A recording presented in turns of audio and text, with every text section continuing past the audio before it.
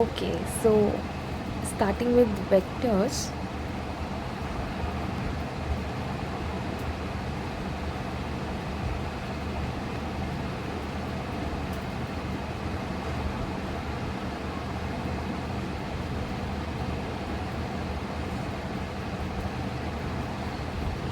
So vectors are those, you know,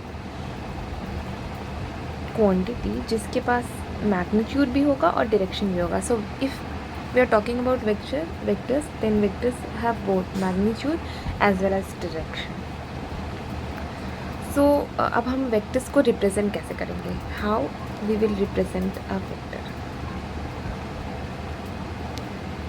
So this is the representation, head and tail. सो अब अगर हम alphabetically एक vector को represent करना चाहें, so we can write like a vector. This is correct. We can also write a vector in this form. And ये जो form है ये बता रहा है magnitude.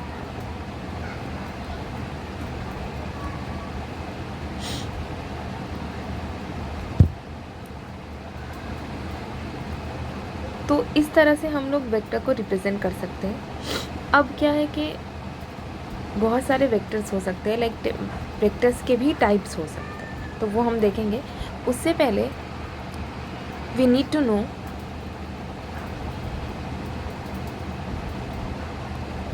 say suppose if someone is writing like this p vector, or someone is writing q vector, so these are all vector.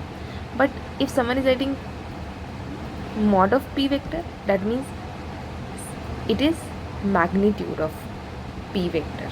so ये difference हमें पता होना चाहिए. अब हम लोग देखेंगे types of vector.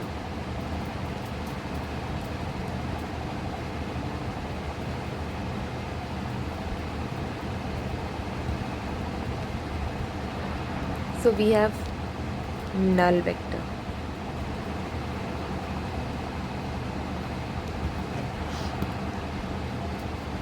Null vector को हम ज़ीरो वेक्टर भी बोल सकते हैं.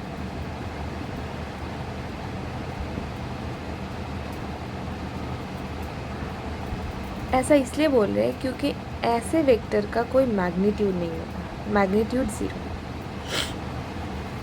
बट उनका डायरेक्शन होता है कोई भी आर्बिट्ररी डायरेक्शन होगा, मतलब डायरेक्शन मस्ट है. तो इसलिए हमने स्टार्टिंग में ही लिखा कि अगर कोई वेक्टर क्वांटिटी है तो उसके पास मैग्नीट्यूड भी होना चाहिए, उसके पास डायरेक्शन भी होना चाहिए. अगर सिर्फ मैग्नीट्यूड है तो वेक्टर क्वांटिटी है ही नहीं, इट मस्ट हैव डायरेक्शन. अब हमने देखा कि मैग्नीट्यूड नहीं है, ज़ीरो है, स्टिल वेक्टर हो सकता है, बट ऐसे वेक्टर को हम नल वेक्टर कहते हैं. तो यहाँ पे एक चीज़ तो बिल्कुल क्लियर है कि वेक्टर होने के लिए direction is a must thing, ये होना ही चाहिए. अगर ये नहीं है तो कोई वेक्टर हो ही नहीं सकता है. सो नल वेक्टर के बारे में समझने के बाद हमें ये चीज़ क्लियर होता है कि direction is must for a vector to have. Now what we can say is, example क्या हो सकता है एक नल वेक्टर के.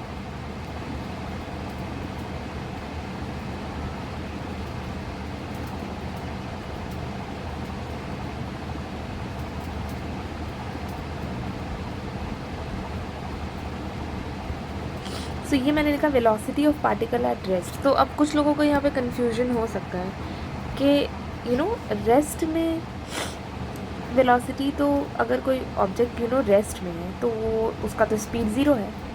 वेरी गुड, स्पीड ज़ीरो है.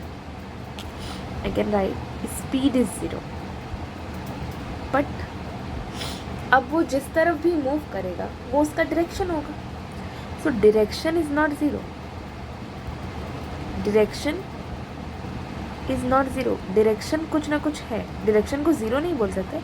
मतलब मैं बोल सकती हूँ कि अगर रेस्ट में किसी ऑब्जेक्ट का हम लोग वेलोसिटी देख रहे हैं, किसी पार्टिकल का, तो उसका मैग्नीट्यूड ज़ीरो होता है, दैट मीन्स स्पीड ज़ीरो होता है। वेलोसिटी रेस्ट में ज़ीरो नहीं होता, not zero at rest. So that means velocity of particle at rest is zero. Null vector. Why? Because velocity of particle at rest is there, but it has only direction.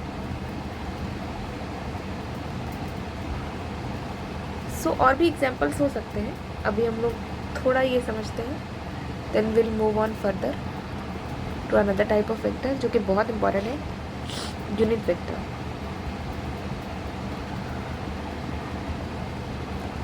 अब मैंने जैसे कि बताया था कि किसी भी वेक्टर को हम लोग रिप्रेजेंट करते हैं लाइक से पी वेक्टर, क्यू वेक्टर, ए वेक्टर, इस तरह से। लेकिन यूनिट वेक्टर का जो रिप्रेजेंटेशन होता है वो कुछ ऐसा होता है, कैप, ए कैप।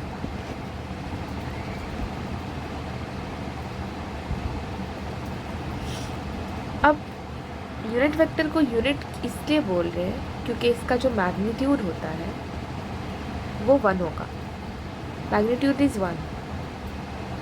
और क्योंकि ये वेक्टर है तो डायरेक्शन तो होगा ही, so direction is there, magnitude is also there, but magnitude is 1, that is why it is unit vector. And what is the difference between zero vector और unit vector? Zero vector has zero magnitude, but unit vector has unity और 1 magnitude along with direction. For a vector there must be direction, so we can write unit vector, that is a cap, is a vector by mod of a vector. This is very important और ये हमें याद रखना है कि किसी भी unit vector के लिए हम क्या फॉर्मूला या इक्वेशन जो भी बोले वो इस तरह से लिख सकते हैं, that is a vector by mod of a vector. Now let me make you understand. अगर मैं यहाँ से इस पार्ट को लिखूँ, that is a vector, so A vector हो जाएगा, देखिए आप यहाँ पे दिस वन ए वेक्टर, इन दोनों का cross, that is a vector is nothing but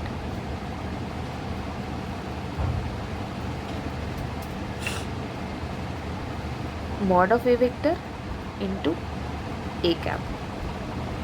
अब मैंने पहले ही बताया कि किसी भी वेक्टर को अगर हम लोग मॉड में लिख दें तो वो मैग्नीट्यूड बताएगा, और ए कैप मतलब यूनिट वेक्टर। और आप खुद सोचो, यूनिट वेक्टर जो होता है उसका मैग्नीट्यूड 1 होता है, तो जितने भी यूनिट वेक्टर होंगे सबका मैग्नीट्यूड क्या होगा? 1 होगा। अब मैग्नीट्यूड अगर 1 हो गया तो यहाँ पे ये चीज़ अगर 1 है तो ये ए वेक्टर सिंपली क्या आ जाएगा? ए कैप आ जाएगा। That means what I want to make you understand is this is nothing but direction. So A cap या कोई भी यूनिट वेक्टर मेनली क्या दिखाता है? डायरेक्शन दिखाता है, क्योंकि उसका मैग्नीट्यूड तो फिक्स्ड ही होगा ना, वो तो 1 ही होगा, दैट इज़ 1। तो हमें ये फॉर्मूला याद रखना है। अगर मैं किसी भी फॉर्म में लिखूँ, अगर मैं लिखूँ पी कैप, तो क्या हो जाएगा? वो P vector by mod of P vector. So ये ध्यान रखें, दिस इज यूनिट वेक्टर।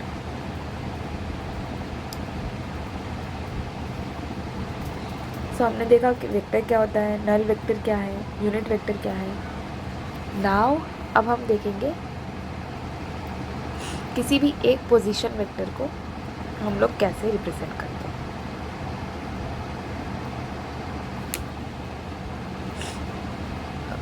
उसके लिए I need to make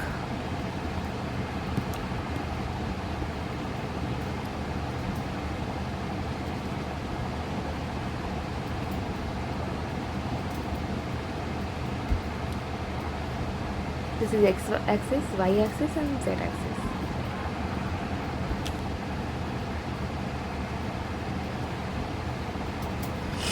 Suppose this is a position vector of x, y, z coordinates. तो अगर मैं यहाँ पे लिखूँ कि एक पोजीशन वेक्टर क्या होता है, what is a position vector,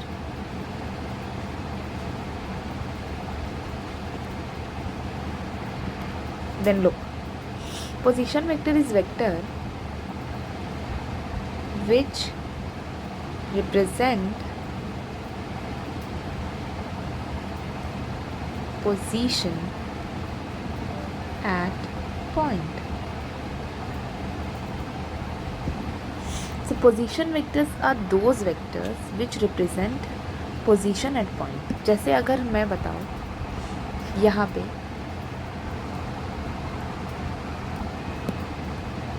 this is showing what? This is showing position vector at this point with respect to x, y and z axis. So if you have this, say position vector xi cap plus yj cap plus zk cap, this is just a representation of position vector. तो अगर तुम्हें इसका value निकालना होगा, ये तो position vector है, अब तुम्हें इसका वैल्यू चाहिए, तो इसके लिए तुम्हें इसका मॉड करना पड़ेगा because you want magnitude. Then what you will do is x square plus Y square plus Z square.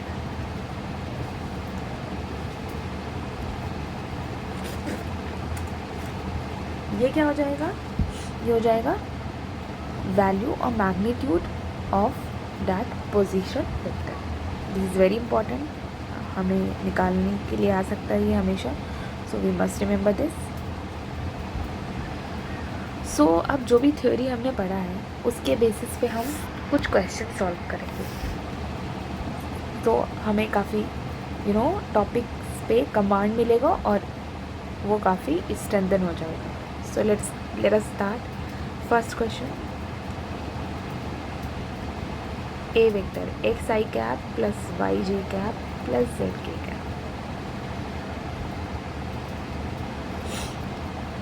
It's very simple question क्योंकि हम स्टार्ट कर रहे हैं. हम सारे सारे हर एक टाइप के क्वेश्चंस करेंगे, लेकिन will start with basic only. अगर हमारा बेसिक क्लियर नहीं है तो हम कुछ भी नहीं सीख पाएंगे.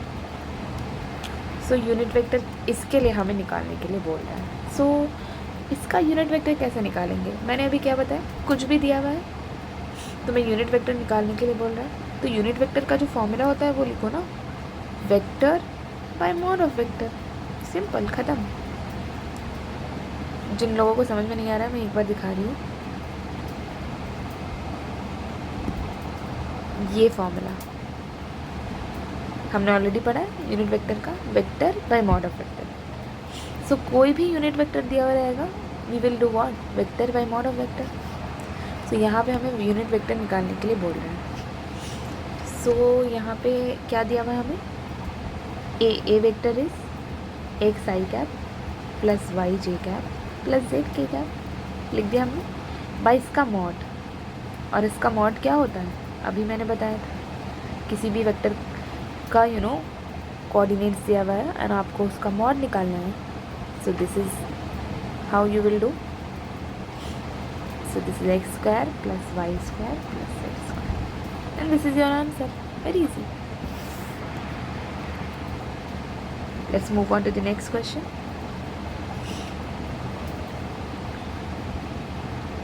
This is the expression.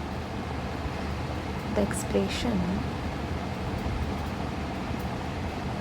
1 by root 2 I cap plus j cap is a. Now NEET में आपके पास क्या आते हैं, MCQs आते हैं, तो हम लोग ऑप्शंस के साथ हमेशा डील करेंगे. सो हम पहले लिखते हैं ऑप्शंस क्या दिया हुआ है, unit vector, null vector,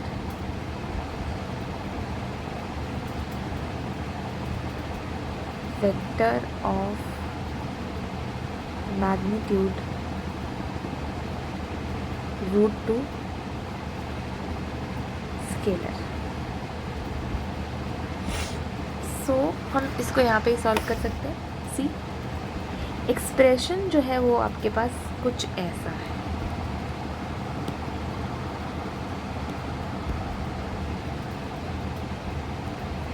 this kind of expression you have. और वो पूछ रहा है कि ये एक्सप्रेशन एक यूनिट वेक्टर है, नल वेक्टर है, ऐसा वेक्टर है जिसका मैग्नीट्यूड √2 आता है, या फिर कोई स्केलर है। तो अब हम इस ऑप्शन से ही सीखते हैं कि कैसे इसको करना होता है। So as you can see it is I cap plus J cap, और I cap plus J cap क्या बताता है? डायरेक्शन बताता है। सो इसका मतलब इसका डायरेक्शन तो है, तो ये स्केलर तो बिल्कुल भी नहीं हो सकता है। सो ये ऑप्शन जो है वो एलिमिनेट हो जाता है। अब उसके बाद हम देखते हैं कि बाकी सब में ही क्या बोल रहा है, यूनिट वेक्टर है कि नल वेक्टर है कि मैग्नीट्यूड ऑफ √2 है। तो इन सबको देखने के लिए हमें मैग्नीट्यूड निकालना होगा इस एक्सप्रेशन का। अगर 1 आता है तो यूनिट वेक्टर होगा, 0 आता है तो नल वेक्टर होगा, और √2 तो दिया हुआ ही है। सो लेट अस चेक। सो इस एक्सप्रेशन का या किसी भी एक्सप्रेशन का मैग्नीट्यूड हम कैसे निकालते हैं? बस √ओवर ऑफ दैट एक्सप्रेशन। तो हम वो करते हैं। तो सबसे पहले we will write the expression 1/√2 i cap plus J cap. So इसको हम ऐसे लिख सकते हैं 1/√2 i cap plus 1/√2 j cap. Agree. Then हमें इस एक्सप्रेशन का करना होगा square root over, then will get the value, क्योंकि हम मैग्नीट्यूड ऐसे ही निकालते हैं। ये तो मैथ्स का बेसिक कॉन्सेप्ट है। सो 1/2 प्लस 1/2 इज़ 1, दैट इज़ 1। इसका मतलब है इस एक्सप्रेशन का जो मैग्नीट्यूड है वो 1 आ गया, और 1 किसका होता है मैग्नीट्यूड? यूनिट वेक्टर का। So this expression is a unit vector. 0 नहीं आया तो यूनिट वेक्टर नहीं है, √2 तो आया ही नहीं, और स्केलर हो नहीं सकता है because it already denote direction. So second question also we solved. Next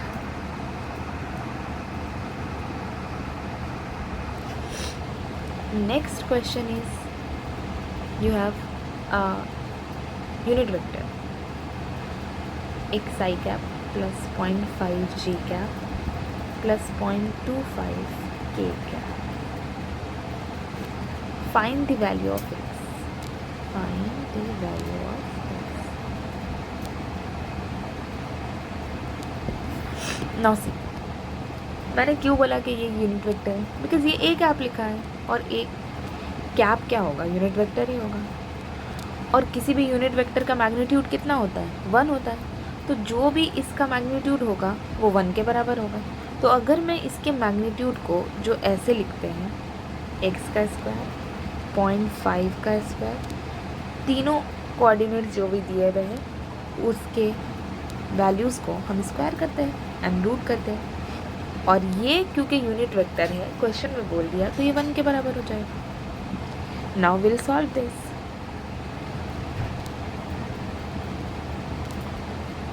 now this is 1/4। ये 0.25 का मतलब क्या होता है? 1/4। तो 1/4 का स्क्वायर मतलब कितना हो गया? 1/16। दिस इज़ 1 एक्स स्क्वायर, इसको भी हम 1/4 लिख सकते हैं। 1/16 1। अब सिंपली विल सॉल्व दिस।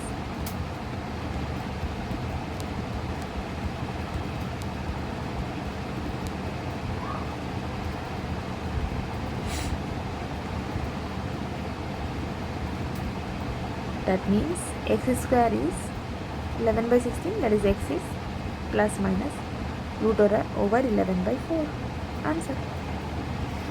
सो इस तरह से हम करते हैं।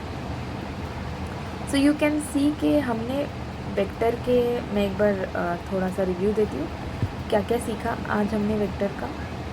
मैग्नीट्यूड हमने सीखा, direction, types of vector, representation, unit vector को हमने समझा अच्छे से, कुछ क्वेश्चंस हमने सॉल्व किए जिसके थ्रू हमें ये कॉन्सेप्ट और भी समझ में आया। So this is how we are approaching towards vector topic.